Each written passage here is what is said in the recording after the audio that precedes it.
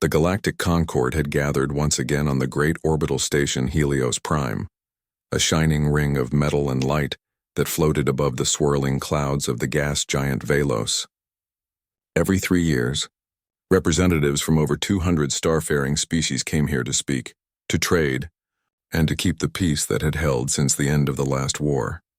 At the heart of the station was the Grand Chamber, and at the center of that chamber stood the Unity Table, a massive, circular structure made of polished moonstone from the dead world of Ceres. It had no head, no foot, no place of honor. All seats were equal. That was the promise. This year, humanity sat at the table for only the third time. They were newcomers to the Concord, having achieved faster-than-light travel just over 2 centuries ago. Their first contact had been peaceful, their rise swift but quiet. They built ships, explored nearby systems, and asked few questions. When invited to join the Concord, they accepted without fanfare. Now their envoy, Daniel Brooks, sat calmly in his chair, hands folded on the smooth surface of the table. Beside him, xenolinguist Maya Patel adjusted the small translator pinned to her collar, her dark eyes scanning the chamber with quiet focus. The air hummed with low voices, clicks, whistles, and modulated tones as delegates from dozens of species exchanged greetings. The insectoid Zenthar clicked their mandibles in rhythm, a sign of respect. The gelatinous Mirans pulsed gently in their climate-controlled pods, their thoughts transmitted through soft light patterns. High Arbiter Kalorn of the Veln rose from his seat. Tall, scaled, and draped in silver robes, he carried the weight of the Concord's oldest surviving species. His voice, deep and resonant, filled the chamber through the universal translator. "Friends," he began, "we gather once more beneath the light of shared stars. The Kuiper expanse holds relics of our past, war drones left over from the Age of Shattering. These machines drift without purpose, yet they remain armed, dangerous. I propose a joint task force to locate and deactivate them before they awaken or fall into the wrong hands." Murmurs rippled through the chamber. The Drask, a reptilian species known for their military pride, nodded in agreement. The Orlani scholars, tall and slender with skin like polished bark, exchanged thoughtful glances. Most species saw the logic. The drones were a threat to all. Cooperation was the Concord's greatest strength. One by one, the delegates voiced their support. The Zenthar pledged engineering teams. The Mirans offered sensor arrays. Even the usually silent Qatari, whose faces were hidden behind smooth masks, gave a slow, deliberate nod. When it came time for humanity to speak, all eyes turned to Daniel Brooks. He stood slowly. He was not tall, not imposing, just a man in a simple gray suit with a small earth pin on his lapel.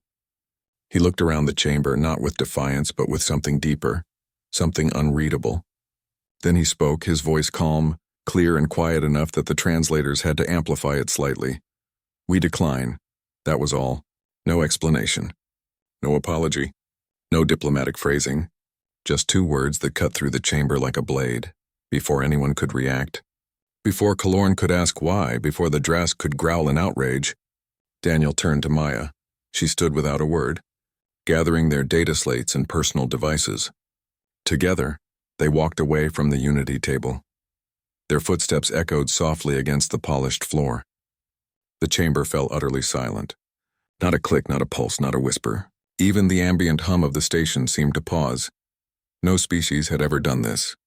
In over 5,000 years of the Concord's existence, no delegate had ever refused a proposal and walked out. To leave the table was not just rude, it was unthinkable. The Unity Table was sacred. It represented unity, trust, the fragile peace that held the galaxy together. To abandon it was to reject the very idea of shared fate. Daniel and Maya did not look back. They passed through the arched doorway and disappeared into the corridor beyond. Only then did the chamber erupt. The Drask slammed a clawed fist on the table. "Insolence," he hissed. "They mock us." Kalorn raised a hand for silence, but his scales had darkened with tension. "This is not mockery," he said slowly. "This is warning." The Mirans pulsed in rapid, anxious flashes. The Zenthar began chattering among themselves, their mandibles moving too fast for even their own translators to keep up. A young Orlanis delegate whispered to her elder, "Do they know something we do not?" Outside the Grand Chamber, Daniel and Maya walked briskly toward the human transport dock. Maya finally broke the silence. They're going to think we're planning something. Let them think, Daniel replied. Better they fear our silence than hear our truth. What truth? She asked, though she already knew. He didn't answer. They reached the airlock of the Aurora's Hope, a modest civilian vessel with faded white hull panels and a small Earth Alliance insignia near the cockpit. The ship's pilot, a retired naval officer named Carl, gave them a nod as they boarded. No questions. He'd been briefed. As the ship detached from Helios Prime and began its slow turn toward the Sol system, Maya looked out the viewport at the receding station. The Unity table was hidden deep within its core, but she could still feel its weight, its emptiness. 2 chairs now sat vacant in a room full of watchers. Back on Helios Prime, the summit continued, but the mood had shifted. Proposals were debated with suspicion. Old alliances were questioned. The Drask demanded a security review of all human activities in conquered space. The Mirans quietly pulled their data-sharing agreements. Even neutral species began to wonder. Had humanity discovered a flaw in the Conquered's foundation? Or worse, had they remembered something the rest of the galaxy had tried to forget? No one knew, and that was the most terrifying part.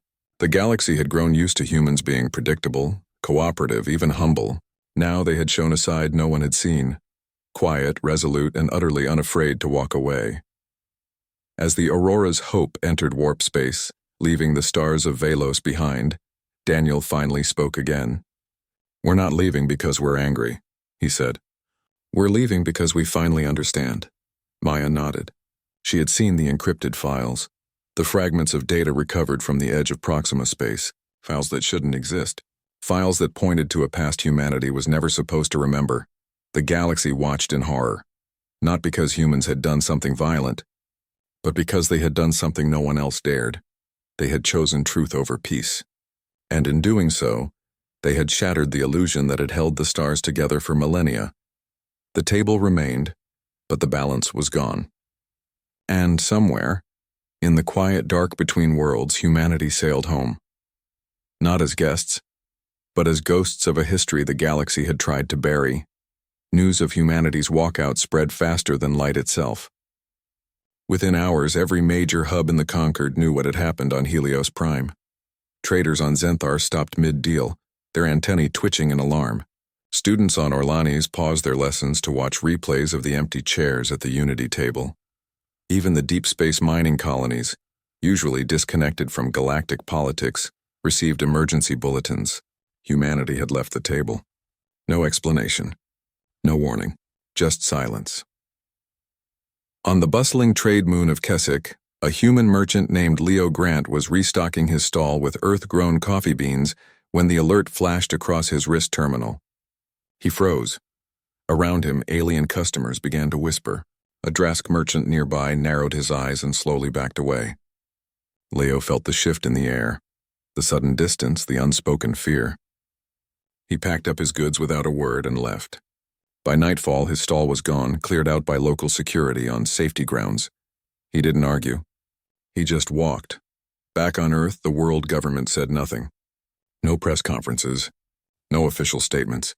The news network showed old footage of human diplomats smiling at past summits but offered no new commentary. People went to work, children went to school, and the cities hummed as usual. But beneath the surface, tension grew. Families checked emergency protocols. Scientists double-checked data vaults. Military outposts along the outer rim went to silent alert, not because they expected attack, but because they knew the galaxy would be watching. Meanwhile, aboard the Aurora's Hope, Daniel Brooks and Maya Patel drifted through quiet corridors. The ship was small, built for comfort, not speed. Carl, the pilot, kept to the cockpit, giving them space. Maya sat in the observation lounge, staring at the stars. She replayed the moment in the grand chamber over and over in her mind. The silence after they left, the way the Drask's tail had stiffened, the Mirren's sudden dimming. She knew what it meant. Fear, not of war, but of the unknown. Daniel joined her, holding 2 cups of rehydrated tea. He handed one to her. They'll try to make sense of it, he said. They always do. They think we're hiding something, Maya replied. We are, Daniel said simply. But not what they imagine. He didn't say more. They both knew the truth was too dangerous to speak aloud, even here. The files recovered from the derelict ship near Proxima Centauri were still being analyzed, but what they'd seen so far was enough to shake the foundation of human history. The ship was old, older than any humo, and its civilization, yet its DNA samples matched modern humans exactly. Its language fragments bore traces of Sanskrit, Sumerian, and even Proto-Indo-European roots. It shouldn't have existed, but it did. On Mars, in a sealed lab beneath the red dust of Olympus Mons, engineer Nina Foster stared at a holographic display showing the ship's internal layout. Beside her, Dr. Leo Grant, no relation to the merchant on Keswick, pointed to a section near the engine core. "This wasn't damage from battle," he said. "This was sabotage. Someone erased the logs on purpose." Nina zoomed in. "Look at the pattern. It's not random. It's systematic." Like they were trying to hide where the ship came from or who sent it. They had been working non-stop since the Pathfinder surveyor had found the wreck drifting near the edge of human space. At first they thought it was alien, but the moment the bioscanner confirmed human DNA, everything changed. Now, with humanity's sudden withdrawal from the Concorde, the pieces were starting to fit. Back in the galaxy, panic simmered. The Concord Emergency Council convened in secret. The Drask pushed for immediate surveillance of all human colonies. The Veln argued for restraint, but even Kalorn's voice carried doubt now. "Humans have never acted without reason," he told the council. "If they walked away, it means they no longer trust us. And if they no longer trust us, we must ask why." A young Mirran delegate, usually silent in such meetings, pulsed a soft blue light, their version of speaking up. What if they remembered? The light pattern translated. The chamber fell quiet. Remembered what? No one said it aloud, but the thought hung in the air like smoke. The Concord had archives older than most species. Some records were sealed, even from the High Arbiter. Rumors spoke of a great forgetting, a time when certain truths were buried to preserve peace. Could humanity have stumbled upon one of those truths? On the academic world of Orlanes, scholars began digging through restricted archives. They found fragments, mentions of a first wave, of a species that vanished before the Concorde was formed, of ruins on dead worlds that bore strange carvings resembling human faces. None of it was confirmed. All of it was classified, but now with humanity's silence echoing across the stars, even the oldest secrets felt fragile. Earth remained quiet. No ships launched. No signals sent. Just stillness. And that stillness terrified the galaxy more than any fleet ever could. Aboard the Aurora's Hope, Maya finally broke the silence between her and Daniel. "Do you think they'll come after us?" Daniel sipped his tea. "Not yet. They're too afraid of what they might find if they look too closely. They'll send spies," she said. "Let them," he replied. "Let them see our schools, our farms, our hospitals. Let them see that we're not building weapons. That's what will scare them most." Because the truth wasn't that humanity was preparing for war. The truth was far worse. Humanity had realized they didn't need to fight. They had remembered something the galaxy had spent millennia trying to forget. That once, long ago, humans hadn't needed the conquered to survive. They had built empires among the stars, then walked away from them. Not out of defeat, but by choice. Now they were choosing again. As the ship neared the edge of Sol system space, a priority message blinked on the comms panel. It was from Earth Central. Just 2 words, "Proceed home." Carl acknowledged the message and adjusted course. No fanfare, no escort, just a quiet return. On Zenthar, the human merchant Leo Grant boarded a freighter bound for neutral space. He left behind his stall, his license, his reputation. He didn't look back. On Orlanus, a scholar named Alira copied forbidden files onto a data crystal and slipped it into her robe. On Keswick, a Drask officer filed a report labeling humanity unpredictable and potentially existential, and in the grand chamber on Helios Prime, 2 chairs remained empty. Dust began to gather on their surfaces. No one dared move them. No one dared fill them. The galaxy watched, waited, wondered, but Earth gave no answers, only silence. And in that silence, fear grew, not of what humans might do, but of what they already knew. For the first time in centuries, the conquered felt small, and humanity, quiet and calm, felt vast. On Mars, deep beneath the rust-colored slopes of Olympus Mons, the research vault known as Site Theta hummed with quiet urgency. The walls were lined with magnetic shielding, The air filtered to near-perfect purity. Here, far from prying eyes and orbital scans, Dr. Leo Grant and engineer Nina Foster worked in near silence. Their only companions, the soft beeps of scanners and the low thrum of life support. Before them, suspended in a containment field, floated fragments of the derelict ship found near Proxima Centauri.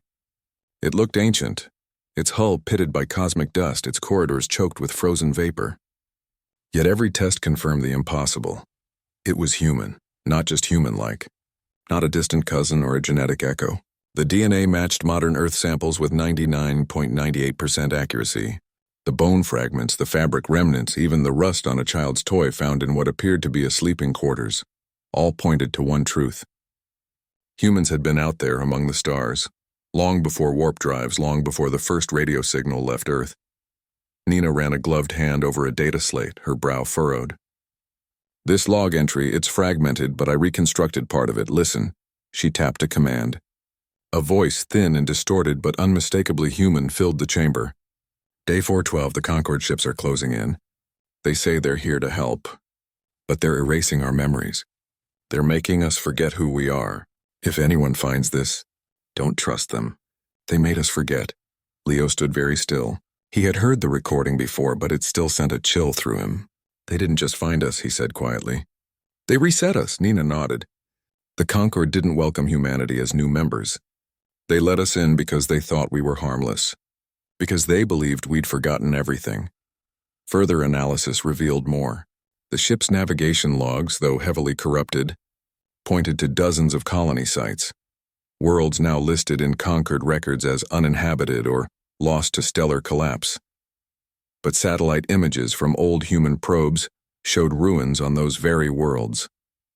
Cities buried under sand, towers half swallowed by jungle, all bearing the same architectural style found in ancient Earth civilizations: Egyptian angles, Mesopotamian curves, Indus Valley symmetry. It wasn't coincidence. It was legacy. Leo and Nina compiled their findings into a single encrypted file. They didn't send it through regular channels.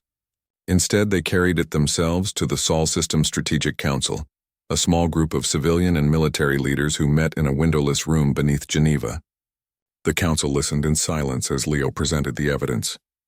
When he finished, no one spoke for a full minute.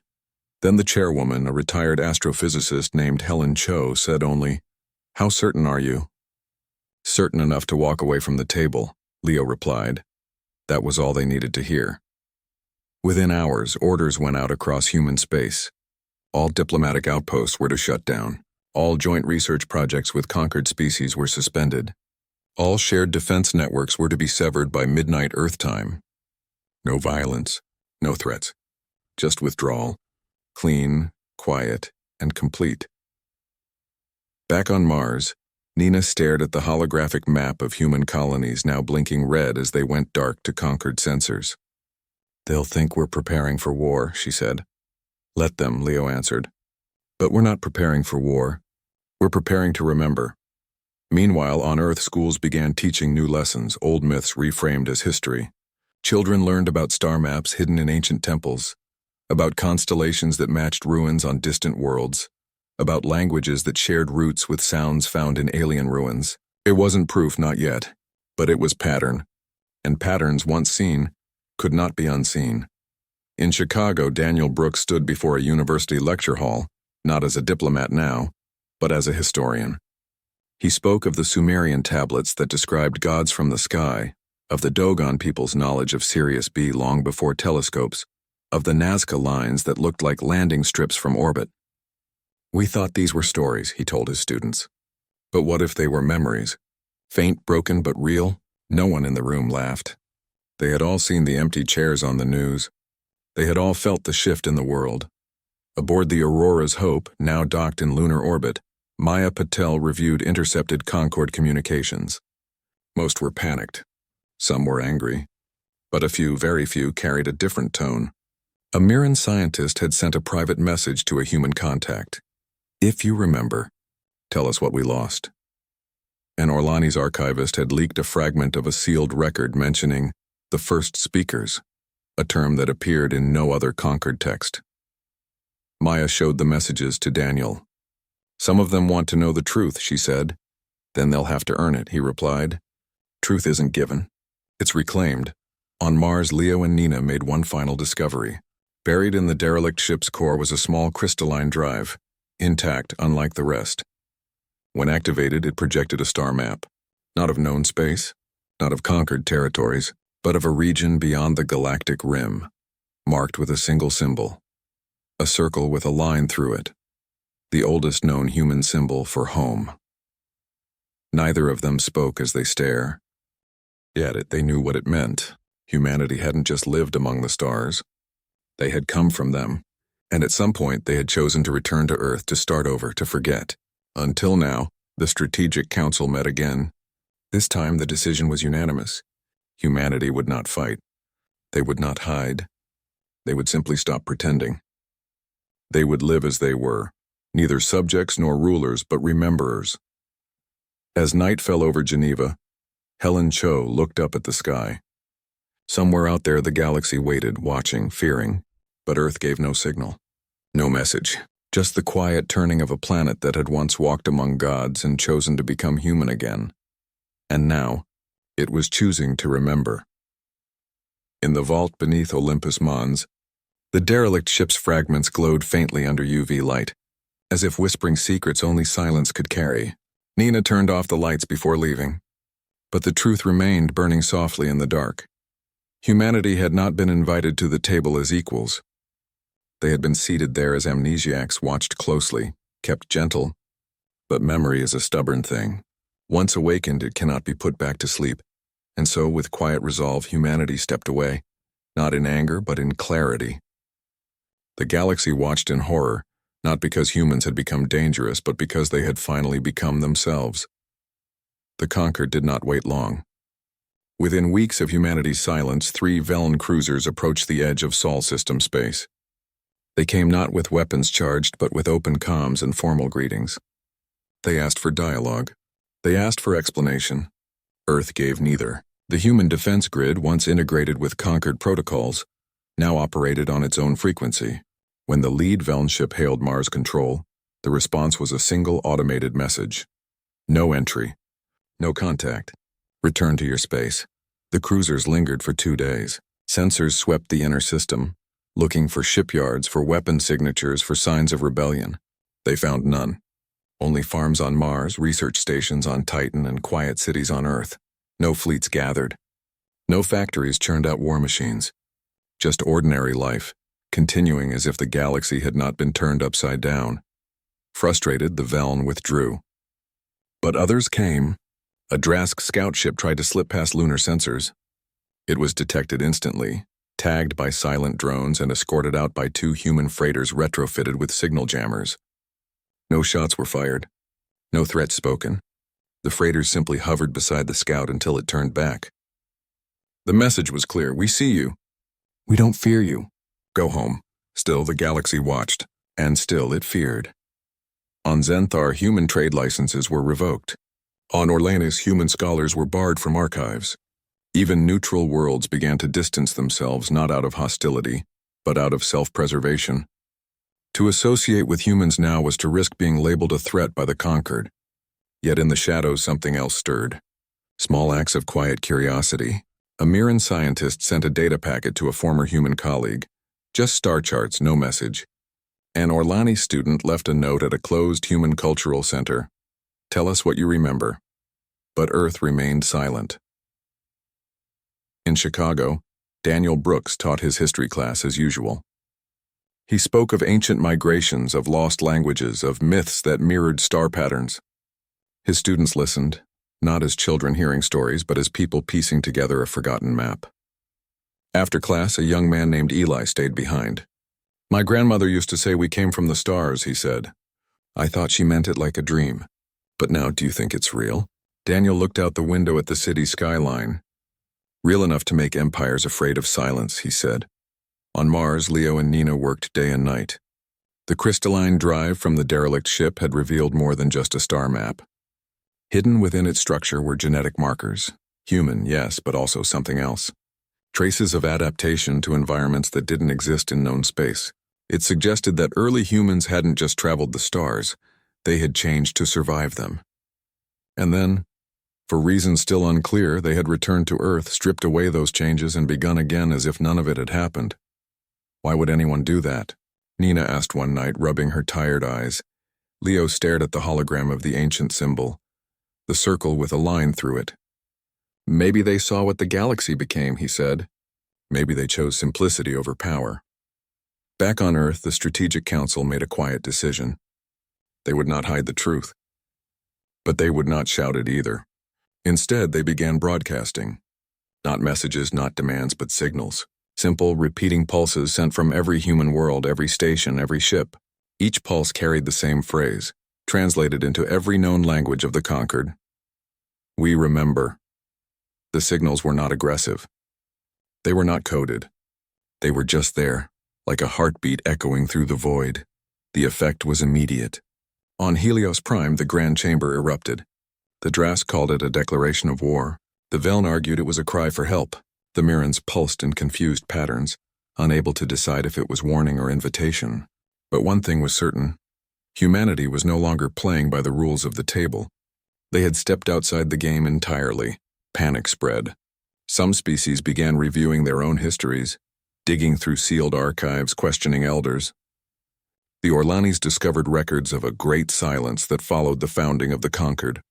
Centuries with no records, no expansion, no contact. The Zenthar found old ship logs describing encounters with pale wanderers who spoke in riddles and vanished without trace. None of it proved anything, but all of it fit. Meanwhile, human ships began moving, not toward the conquered, but inward. Colonies on the edge of human space were quietly consolidated. Resources were redirected to Earth and Mars, not for war, but for preservation. Humanity was drawing its circle tighter, not out of fear, but out of focus. They were done explaining, done negotiating, done pretending. Aboard a Concord observation post near Neptune, a young Velin analyst named Tarek watched human activity on his screen. He saw no weapons, no aggression, just ships returning home, families reuniting, cities glowing with ordinary light. He turned to his commander. They're not preparing to fight, he said. They're preparing to be left alone. His commander didn't answer. But that night, Tarek sent a private message to an old human friend he hadn't contacted in years. Just 2 words. I believe you. On Earth, children played in parks under skies free of alien vessels. Farmers harvested crops under suns that had never known foreign flags. Scientists worked in labs with no outside oversight. It was peaceful. It was ordinary. And to the galaxy, that was the most terrifying thing of all. Because the conquered had always believed that peace required rules, that unity required compromise, that safety required control. But humanity had shown something else, that peace could also be born from truth, from memory, from the simple act of walking away. The galaxy watched in horror, not because humans had become monsters, but because they had become something the Concord could not control. Free. And in that freedom, the stars themselves seemed to lean closer, as if finally remembering a song they had long forgotten. A full year passed since the 2 empty chairs appeared at the Unity table. Dust now coated their surfaces, untouched by cleaners who feared disturbing what had become a monument to uncertainty. The conquered still met, still debated, still traded, but the air in the Grand Chamber had changed. Every vote carried hesitation. Every alliance felt fragile. The silence from Sol system was not broken, yet it echoed louder than any speech. No human ship had entered conquered space. No human signal had been sent beyond the repeating phrase, "We remember." Yet that phrase haunted every species. It played in dreams, in data streams, in the quiet moments between stars. What did they remember? And why did it matter so much? On Earth, life continued in its steady rhythm. In Chicago, Daniel Brooks walked to campus each morning, nodding to neighbors, buying coffee from a street vendor who never asked about the galaxy. He taught history now, not diplomacy. His students no longer asked about treaties or trade routes. They asked about myths, about ancient maps, about why their ancestors might have chosen to forget. He never gave full answers. He only said, some truths are not given.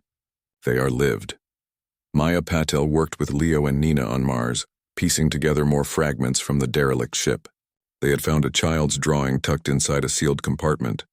Crude lines showing a blue planet, a yellow sun, and stick figures holding hands beneath a sky full of stars. On the back in faded ink were the words, "Come home when you're ready." No date, no name. Just a message across time, from one human to another, across a gulf of forgotten centuries. They never spoke of war. They never built weapons, but they did something far more powerful. They remembered out loud. They shared stories with their children. They restored old songs that matched star patterns. They walked the deserts and mountains of Earth as if retracing steps from a dream. And in doing so, they showed the galaxy that memory was not a weapon. It was a choice. The conquered struggled to understand. The Drask demanded action, but even their war council grew quiet when scouts reported no military buildup in human space. The Veln sent quiet envoys to neutral worlds, asking if anyone had heard more from Earth. The Mirrans began broadcasting their own pulses. Not words, but lie. Shot patterns mimicking human brainwaves during deep memory recall. It was their way of saying, "We are trying to remember too." On Orlanes, the scholar Elira published a paper under a false name. It contained no proof, only questions. What if the first speakers were not myth? What if the Great Silence was not peace but erasure? The paper was banned within hours, but copies spread through underground networks.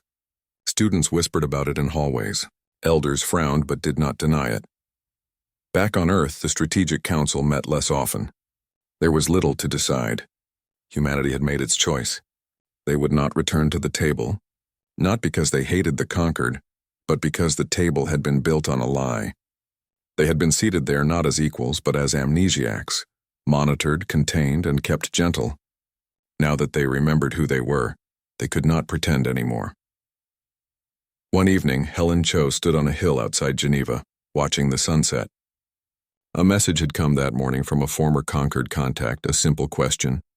"Will you ever speak to us again?" She did not reply. Some silences were answers enough. In lunar orbit, the Aurora's Hope remained docked, its hull weathered but proud. Carl, the pilot, now taught navigation to young cadets at the Luna Academy. He never spoke of Helios Prime, but sometimes when students asked about the empty chairs, he would say, "They left because they finally saw the whole room." The galaxy watched, not with anger now, but with something softer, doubt. Species that had once mocked humanity's primitive ethics now wondered if those ethics had been born not of ignorance, but of wisdom. Restraint was easy when you forgot your power. True restraint came when you remembered it and chose not to use it. On Mars, Leo and Nina completed their final analysis. The derelict ship had not been fleeing war. It had been returning home. Its crew had known they would not survive the journey. But they had sent the ship anyway, like a message in a bottle tossed into an ocean of time. They had hoped someone someday would find it and remember, and someone had. Humanity did not seek revenge. They did not demand apologies. They simply stepped away and lived as they were, neither conquerors nor victims, but witnesses to a truth the galaxy had buried. In doing so, they forced every other species to ask, "What have we forgotten? And what might happen if we remember?" Years would pass before the first conquered species dared to follow humanity's example. A small Mirran research vessel would one day drift near the edge of the Kuiper expanse, not to deactivate war drones, but to listen, to look, to wonder. But that was later. For now, the Unity table remained incomplete.